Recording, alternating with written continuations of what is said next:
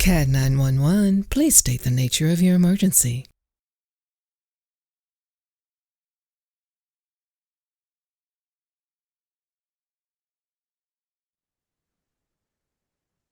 Hey, Larry, thanks for joining me. I had some framing technical questions I wanted to run by you. Okay, Mike. Yeah, I've Um, you had a good holiday so far. yeah, it's always busy in my world. So, do you see this? I do. Yeah, this is Still still, haven't fixed it. yeah, this is the same problem here. Um, Let me see. There's the ridge, and then this is the end common. But what they're not getting right is the main common on an equally pitched roof is the same as the end common. So this ridge needs to come over to right here. Like I'll manually extend it to there. Whoops. Right there. And then this goes here. So that's how that's supposed to look.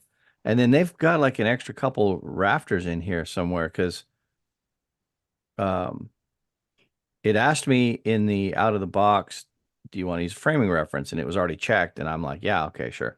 Well, it didn't do that. I'm going to turn off ceiling joist just so see what's going on here. This is 2x6 outside walls.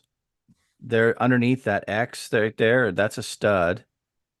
And they lined up the ceiling joists and the rafters and the studs all in the same. Like when I turn that ceiling back on, They're um, stacking the joist and the rafter and the stud yeah, see this on blue top of colored each thing? other. You It can't do goes, that. yeah, that's what I saw that and I was like, man, I've never been able to make that happen. And I used to do this for a living. They, Yeah, look at that. Zoom up on that. Look, so you can't do that. yeah, they, these two are occupying the same space and time. So that's a violation of the time directive, Doctor Who episode 12. But, I don't know what's going on. Here's the thing that kills me.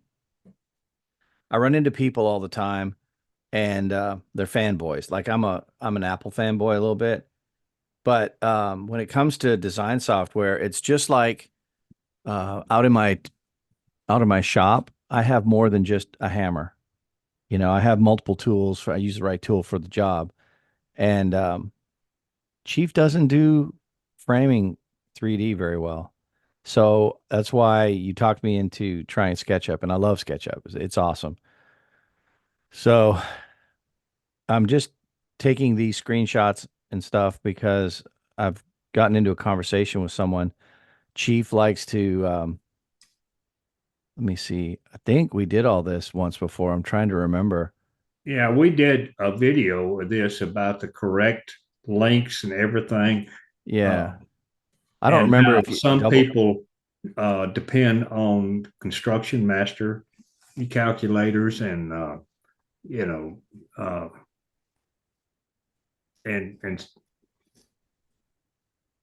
other people think chief does everything perfect, but we keep saying, chief, this is not right, you need to correct this, and it's still not corrected.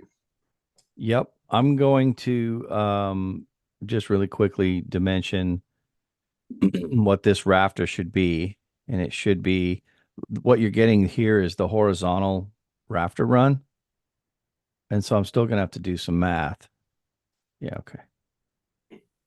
Um, so that's from over the framing to the face of the rafter or ridge.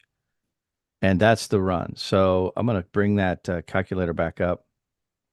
We'll go 9 foot, 11 inch, 1/4 run, 8 inch pitch diagonal. So it should be 11, 11 and 5/16 is what the rafter length is. And so I've got no way to really represent that other than I'm going to put in some text. I'll show you. I'll just do this. Just go. Yes, I'll turn that on too. Oh, have you noticed this is still crazy? Um, it's not as bad. I think they got rid of the 192. Let's see, what did I say that was? Let me go back here. It's tough having one monitor. 11, 11, 5/16. Yeah. So this is feet, inches, sixteenths. 11, 11, and 5/16. I'll make this a little smaller and rotate it. And this is going to be, That's the diagonal run. yep, that's the diagonal rafter length for all the commons. And when I double click this, I get a length. They say the rafter length is 159 and 9/16. So I don't even know what that is. So I'm going to type that in. Clear. 159 inch 9/16. Convert feet. So they're saying 13, 3, and 9/16, and I'm saying it's 11. So, They're adding the overhang. well, yeah. So 13, 3, 9/16. So let's do the reverse.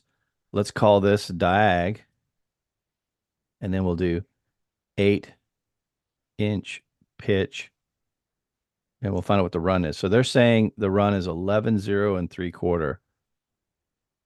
So they're not doing the rafter length. They're 11, 0, and 3/4. Let's just draw a box like this. And we'll do 11 foot 0.75, enter. And oh, check it out. They have, I'm going to get rid of these dimensions, these outside dimensions. I'm going to shade this box just so we can see it. Yeah, 2's fine. Looks like they have changed it to the Inside of subfascia. You know, the last version of this, it went from the middle. it went over the fascia board. Yeah. Oh, and that's another thing. Check this out. There's a tool in here called roof overhang area. And I was turning it on and off and on and off. And where did I see that? I think it's right here where the subfascia is, because you can't see it. But I'll bet if I get rid of this, what is this? Framing roof rafters. Let's get rid of that. Watch what happens when I go overhang area. See that? It comes and it disappears. And then it comes back. Uh-huh. So I'm thinking, I got to turn the framing back on now. I think they made some adjustments. I don't like this being this way. But they went to the inside of the subfascia, not to the outside. So they're still wrong, because let me just explain how I did a lot of research into this. And well, now Chief isn't going over the fascia, which is good. But the research I found was whatever the framer gets on the job site, if the builder comes in and he's got 12-inch hardy that's pre-perforated, then he's going to make 12-inch fit between the plywood and the outside of subfascia. If there's no plywood in the way, then he's going to go framing, you know. Same thing if it's 16 or 24. So they do have some 16-inch pre-cut, pre-primed soffit soffit. material. Yeah. Mm-hmm. So, and they have 18-inch and 20-inch also. Yeah. What is this? Well, what am I stuck on? I got a big long cord in my way. I got dogs. Hang on a second. Last thing I want is my dogs to pull on something and it pulls my computer over. Yeah. So if this was going to be a 12-inch overhang and they sent out 12-inch hardy and it's got all those little holes in it all the way across, there's no way I'm going to rip that down to make it fit some kind of predetermined overhang. I'm going to make the overhang fit the soffit. And so when someone says 12-inch overhang, like when I was a framer, I never really thought about the overhang until I knew what the soffit was going to be. If it was plywood and I had to rip it down and they wanted an exact certain size, we could do that. But a lot of times they want something that's never going to wear out. So they send out 12 or 16-inch concrete or vinyl, whatever it is. And you build the subfascia to match that. And then the fascia goes on the outside. And usually leave a 1/4 inch against the wall, because you can't always get the walls perfectly straight. Something's going to be in your way. And there was I can't remember. I think it was Tim was saying how Chief does everything right. And, well, maybe I'm paraphrasing. Um, Chief does awesome stuff, but they don't do framing right. Right off the bat, this is wrong. Their overhang. Let's I just see. think what Tim was doing, he was using our example and he was showing how actually do a workaround to make all of this stuff work. I I don't mean, want to because see a it was workaround. not right. Yeah, I don't want to work around. I want it to work. No. So check this out. That's 15 inches from framing to over subfascia, and the overhang that's typed into the roof. Get that. Where do I get that? Go over to build roof and Oh, okay. go down and Oh, it'll that's show not it. you what the overhang is.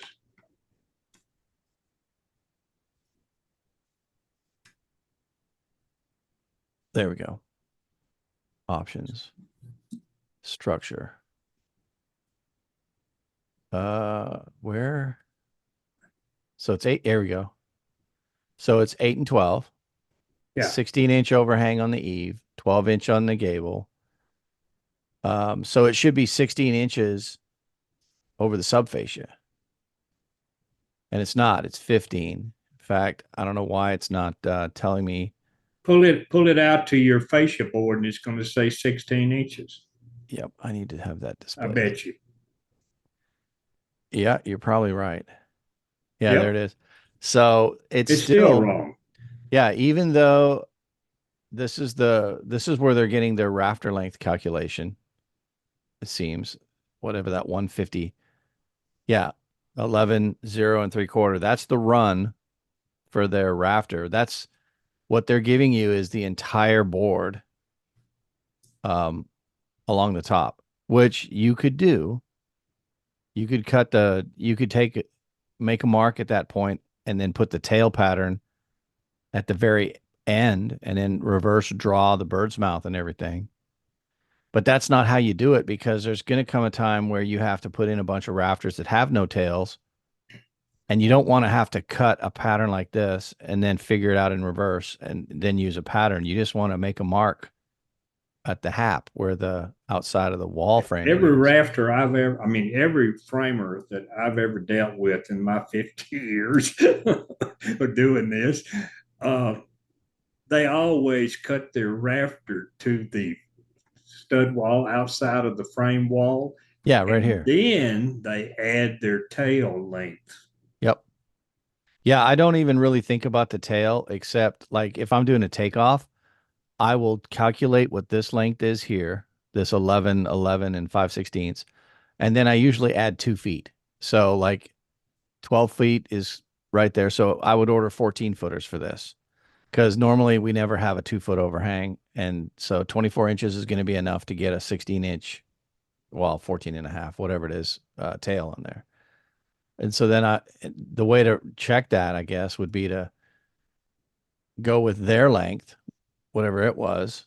And at least you could order the lumber to the next largest even numbered lumber size. But yeah, you could do that. Yep. So I'll go through this. And maybe Mike, that's what they're doing with their estimating, material list, because they have it where you can, they give you cut length and they also give you order length. And Well, so I guess they're doing this for the order length, but their cut length is definitely wrong. Well, this is still wrong, because 16 inches should go out to there. So this subfascia should go out another inch, which means this should be another inch longer. Yeah. And then it would be correct. Because right now, if you put on the plans, hey, I need a 16-inch overhang, you're going to have to subtract a half inch for the plywood and 1 inch for the fascia. And so you're ripping something down. And if they send out 16-inch concrete perforated, you're going to be ripping it down, or you're just going to tell the builder, no, I'm going to make all my sub fascia is going to be 16 inches, and then we'll put the fascia on the outside of that. And I've read that in like 2 or 3 different places where there is no standard for overhangs. The only people that really care about overhangs is if you're in a really zero lot tight environment and you have to get permission to enter into that area. Like you can never cross the property line, but you can get right up on it. And then what that does is the extra expense of having fire rated eaves and fire. Well, that only happens in certain areas because other areas where you have a setback line from your property line, and Mhm. let's just say you got a 5 or 8 foot uh, side yard, there are certain developments that you cannot let your overhang go into that space. So Okay. you have to subtract that off of your house. Because I've been on architectural review boards for several developments down in Texas, and we cannot let an overhang pass over a building line, period. Because I had a question. What happens when they put gutters on there? Does that mean Same that has to, way, technically, that's an infringement on the way some of these associations are written. That's a violation. So, okay. uh, So they own the airspace straight up from your setbacks. yeah, you can only you're not supposed to have any penetration into that building line. Now, Okay. not every development's that way, but some are that way. I gotcha. I'm gonna, And you'd have to go to the IRC and read it to see, what it says about overhangs and penetrating a building line. so I'm gonna go over this with you real quick. Okay. So if there's any questions you have, let's see, let's view this as a single page. So my introductory This is a good comments. job, man. You're doing a good job on this. Well, I want some commonality. Everybody has their own way of doing it, which is cool. I'm not telling anybody to change, but some things I hear people say, well, we do it like this, and I'm like, wow, that's odd. So I just consolidate everything that I've ever run into, and I came across something that blew my mind, and so I'm going to put it out there. Never thought of this in 25 years until like yesterday, but anyway, so my comments were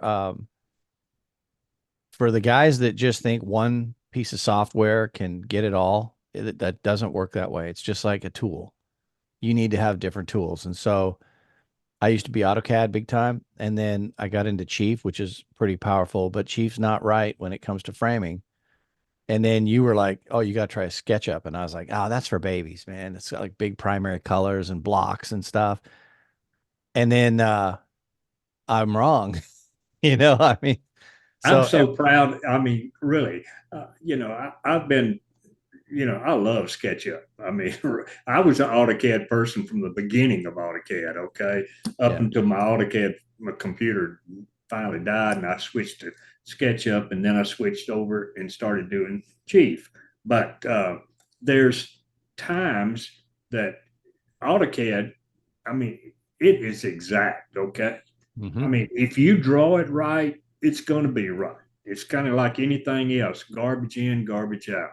Okay. yep, So if you're going to do something, do it right the first time and use the correct tool to do it. yep. Okay. I totally agree. This all the 3D you see here is all SketchUp. And then I wanted to give credit to Nathaniel Wilkerson, who owns Medique BIM. His foundation, if you notice, there's anchor bolts, there's all kinds of steel, there's the 24-inch crisscross pattern, and that's just part of SketchUp. He he has these extensions that you can buy to make SketchUp frame perfect. Everything's perfect. All the cuts are correct, Yep. everything. And then this is the X-ray view that comes with SketchUp, so it's really cool because you can turn it on and off. But I wanted to start with overhangs and how I've always thought about overhangs, and it was reinforced by some different building sites where the builders said it was kind of strange how they were saying the same similar thing was nobody really holds anybody hard and fast to an overhang because it just depends on the material you have. And the framer's not getting paid to come in here and take a pre-cut thing and rip it down just to get an exact. And for a while there, everybody would like Chief, they're 16 inches to the outside of fascia. And that's not how anybody I know would ever consider overhang. Just because software says it is doesn't mean it's right. But anyway, so there's that first page. It's pretty standard. This is how. One other thing, Mike, let me inject something here about your overhang and the way, you know, they're saying 16 inches to the outside of that. Well, sometimes it's a 3/4 inch fascia board, and sometimes you use a 2 inch fascia board. So, you've got to realize what the material that you're going to be using, and when you put the overhang in there, it needs to go to the subfascia, okay? And then the outside fascia board can be anything. Yep. It can be a piece of hardy board for Yep. that, 3/8 hardy board. I have seen builders use hardy board as a fascia board. Yeah, they get to change their mind just because Yeah. it was on a piece of paper and designed. They're the bottom line. If they want to change it up or if the customer wants to pay for something different, then it gets changed. So, but that's how we did it. We broke this down like as a framer, this would be framing, and then we would switch to cornice, which would be like all your siding. Well, we set the windows and doors as a framer, but siding, trim, soffit, fascia, all that stuff is considered cornice. And so we would do both of those as part, that's just how you made money. You didn't want to just be just a framer. But oh, and I was going to say this, I've never done this until I moved to Tennessee, and this is how they do a lot of their buildings is the rafters are up on top of the joists, which helps a lot of different things like insulation up here. People get squirrely like, oh, well, it's not as secure or strong. Yeah, you're overlapping the floor system with plywood. You are anchoring each rafter. And then some, like in Memphis, because it's seismic, they'd make us do a drag strut 2x4 beside it. Every 4 feet. They would make you bring a drag strut back. And it seemed to work. They're seismic D2, so that's pretty high up there. So what I did here was I added the fastening schedule so that people could see how you attach these things. And I've used this diagram before. This is one that I started in my book I was going to write. And it just identifies all the parts. And since we're talking in 8 and 12, I wanted to show how accurate you can get. Some people think it's stupid. They go, hey, you only need a couple decimal points. But if you're offsetting this in a CAD program, you want every decimal place you can get so that you don't creep that little bit of error in, if like, especially in stairs. If the rise is some big long decimal remainder, you want that so that when you add and add and add to get to the top, you're not off. And that's why I include as far as my technology will give me. And then, who's it hurting? But I threw the components in there, everything I could think of. This is very simple. This is the easiest roof. And if you look at it, the jacks are opposite of each other because the hip is on a 45-degree. The spacing from the main common to the end common is this. They both meet at the top of the hip. So every 16 inches over, these jacks land opposite of each other on the hip.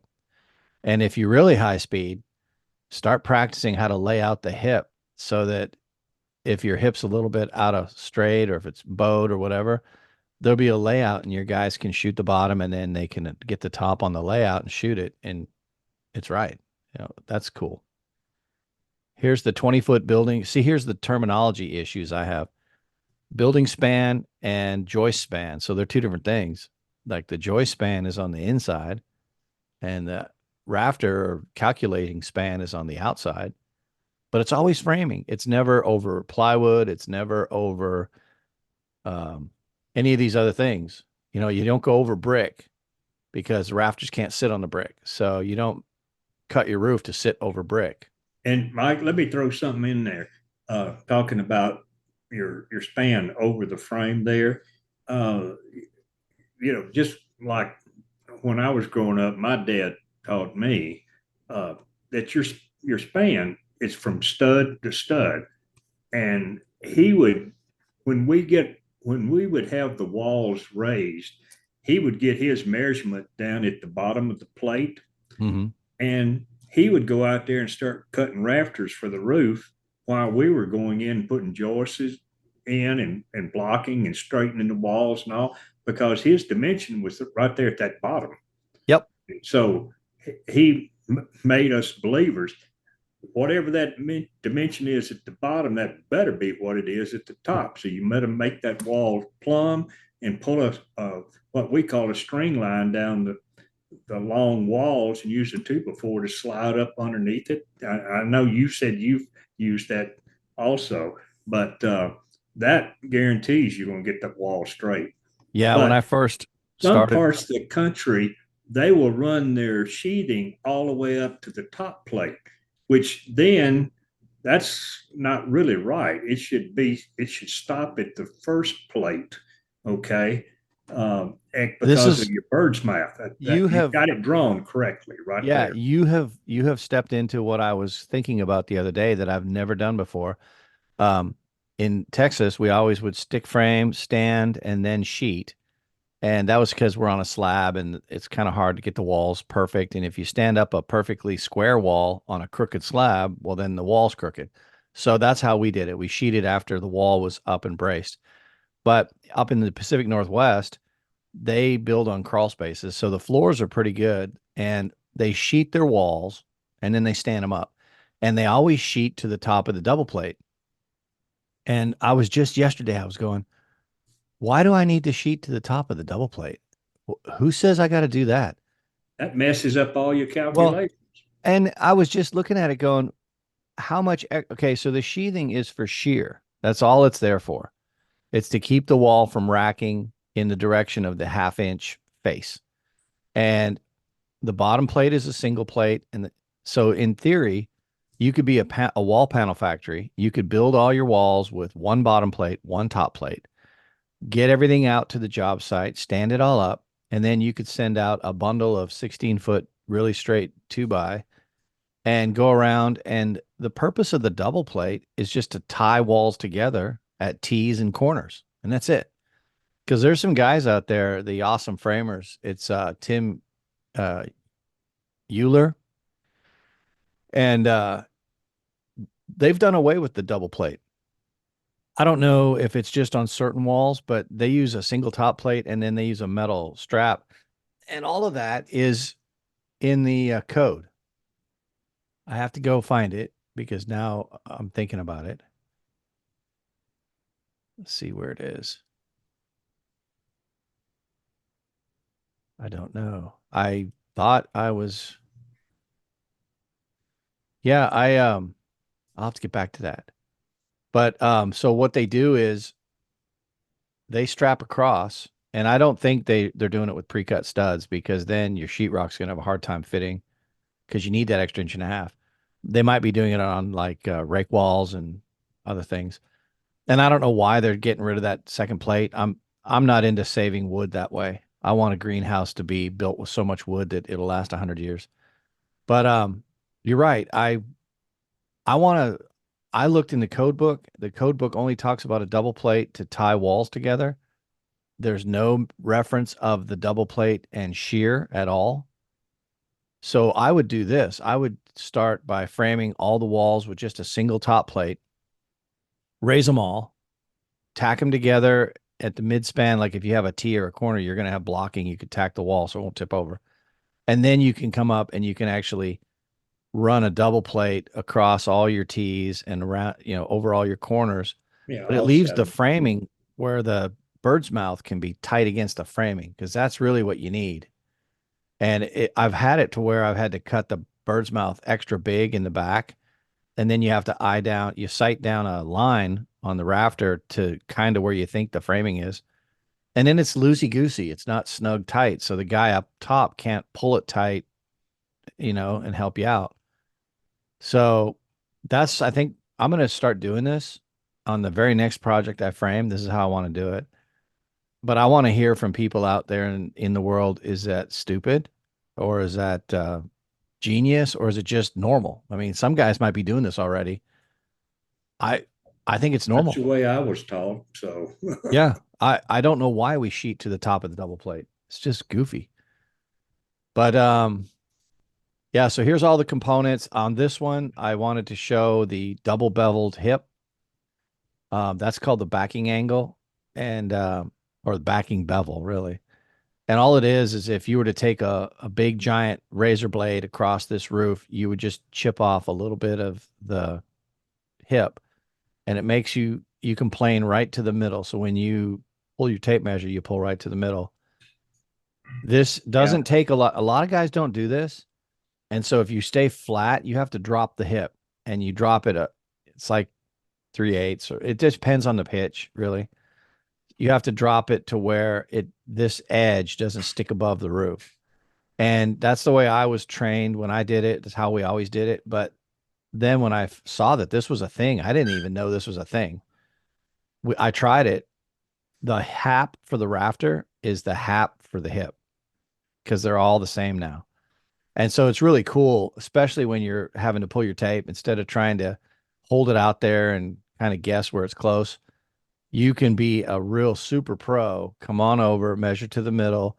And if you really want, you can have your guy on the ground cut this with a bevel so that when the two pieces come together, they touch at the top instead of butting at the bottom. But let me ask you a question. When you were building the uh, roof out of the box and you put your joist across there, did you notice Chief takes the joist all the way to the end of the wall oh, and yeah. they're not stopping them for the rafters? Yeah, what is this? How does that work? Yeah. Do they want me to notch the rafter and set it on the single joist? No, it should be stopping and you turning your joist the other direction to tie your roof together. Yep, this one's even worse. Yeah, Yeah, so see, I can show you on the one that I did. We always did this. We came back and added a double joist, and double like it. Yeah. this one here, I wonder where I have this model because these are all models. This is SketchUp. Never mind. Um, I can't double click this and go in and spin it around because it's not cheap. But yeah, if it was too much that it was hitting or getting in the way, we would move it to the other side of where the jacks are. And then, man, I have to have that open. Well, I can't. what I do, Mike, I build me a hip box. You know, right there where that hip's coming across there. Uh, I frame in 2x6s right there, so it gives room for that hip to come all the way through to that corner. Mhm. You know, I box that in. Uh, That's kind of what this does. yeah, Is yeah, it's a double beam across, and then we just do 2x6s over. right. So when you're on the inside looking up, the sheetrocker has everywhere he needs to nail his sheetrock. And then in this big open corner, we slip a 2x4 flat all the way up till it touches the hip, so that there's still some more nailer for him to get. And then man, I just really want to open up SketchUp's let me try something here. I want to know Can you where. split your screen and show it? Well, no, I'm running on one big monitor right now. Oh, okay. And then I got like an iPad as a second monitor. It's kind of small. I'm gonna track it down though real quick because this see, where would I have this? Hey, just pause Oh, your no, I pause know. the video and find it and then turn it back Yeah, on. Sketch